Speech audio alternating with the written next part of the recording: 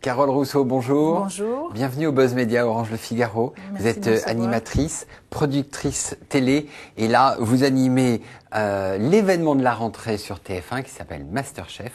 La première c'était jeudi dernier et les résultats d'audience c'est 23,8% sur les 4 ans et plus pour le premier time. C'est décevant ou c'est dans ce que vous attendiez ?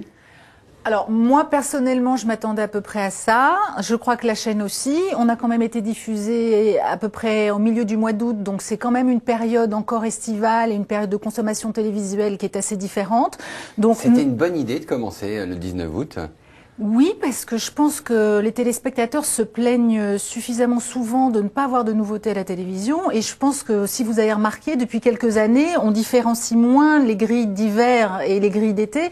Et donc chaque nouveauté est la bienvenue. Et je pense qu'un téléspectateur en période de vacances, il a aussi envie de voir des choses nouvelles. Donc sur la date de programmation, elle a été mûrement réfléchie et elle est tout à fait conséquente. Sur les résultats, ce qui est intéressant, je préfère toujours commencer lentement, doucement mais sûrement, installer l'émission. On a quand même 10 ou 12 primes en prévision. Les débuts sont plus qu'encourageants et sur le nombre de téléspectateurs et sur la part de marché de la ménagère, puisqu'en fin d'émission, on arrive pratiquement à 50% de ménagères que sur le prime. Et après, il y a la deuxième partie, MasterChef se met à table avec 40%. Donc c'est, voilà, que des signaux positifs. Pour l'instant. Voilà. Alors, dans cette première partie, c'est la phase des sélections. C'est des fois un peu long. Votre rôle, vous êtes assez effacé finalement. Ça va évoluer ?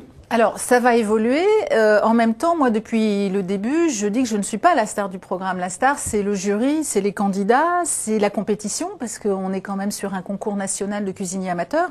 Donc moi, je suis l'accompagnatrice. Je suis là, je suis celle qui rassure, je suis celle qui recadre, je suis celle qui donne aussi le cadre du concours, puisqu'il y a des épreuves, il y a des règles, il y a des éliminations.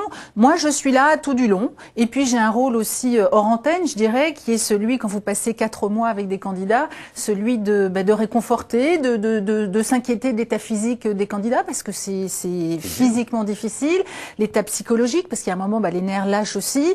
Voilà, donc moi, j'ai vécu le programme avec les candidats et j'ai vu le programme aussi des coulisses. Donc c'est un rôle ce programme a été très scénarisé sur un axe, c'est le changement de vie, plus que sur la cuisine. C'est pour ne pas doublonner avec Top Chef de M6 ? J'aime pas la notion de scénariser. Je pense que le vrai challenge de l'émission, sa vocation, c'est ça. Avant même d'être une émission de cuisine, c'est d'abord une émission de changement de vie.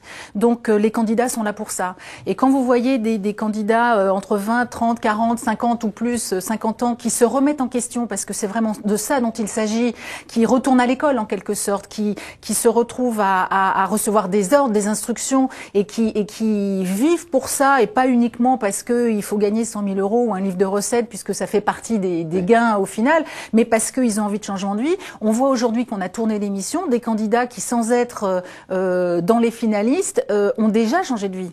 Donc, et je pense que c'est un peu ce qui fait. Ils se reconvertis dans les cuisines. Les cuisines, ils sont chefs, ils sont traiteurs, ils sont chefs à domicile, ils travaillent dans la restauration. C'était leur but, c'était leur envie, et ça, ils y sont parvenus. Et ça, je trouve ça assez formidable pour ça. À partir de quand TF1 va décider qu'il y aura une deuxième saison et donc que la première a été un succès ? Écoutez, je n'ai pas encore reçu le coup de fil. Je ne sais pas. Je pense qu'on va attendre que l'émission s'installe un peu, et puis je pense qu'à mi-chemin, ils sauront. On pourra faire un bilan et dire.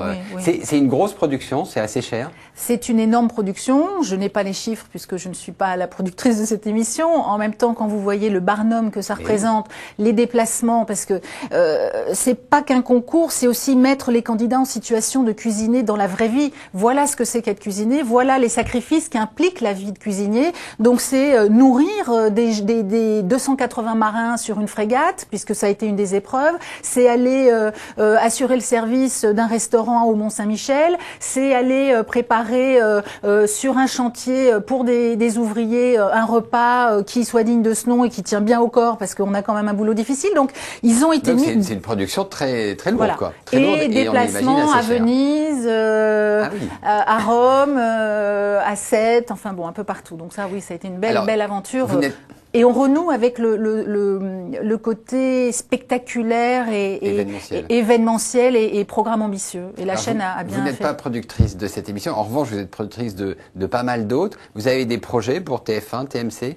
Je les vois assez régulièrement, je frappe à la porte assez régulièrement, je leur propose des choses assez régulièrement, mais vous savez que ça prend toujours un peu de temps, que mon temps est quand même beaucoup consacré à l'animation, donc c'est un petit peu plus lent pour moi en termes de développement, mais j'ai deux gros projets. Alors moi je suis plutôt en magazine, hein, oui. Donc c'est plutôt ma spécialité.